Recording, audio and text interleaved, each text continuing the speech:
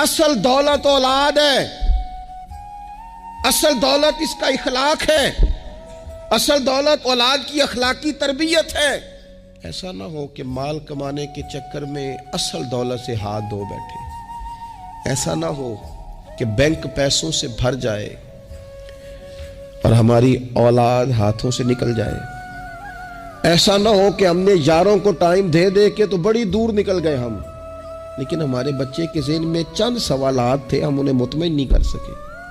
ہم نے نوکروں کے ذمہ ڈال دیا، فلانے کے ذمہ ڈال دیا، چچا کے ذمہ ڈال دیا، وقت نہیں دیا، ٹائم نہیں دیا۔ کائنات میں سب سے مصروف زندگی رسول کریم کی ہے،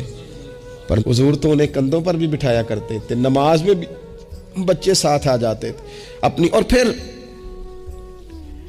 بچوں کو احساس دلائیں کہ سب انسان برابر ہیں، انہیں تقوی کا درس دیں۔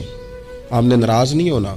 امیروں کے بچوں کو یہ سبق دیا جاتا ہے کہ تہاڈا سٹیٹس نہیں ہو، تسی فلانے نال کھیڈن ڈیس ہو، چھوڑ دو،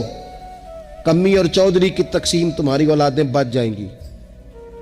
چھوڑ دو امیر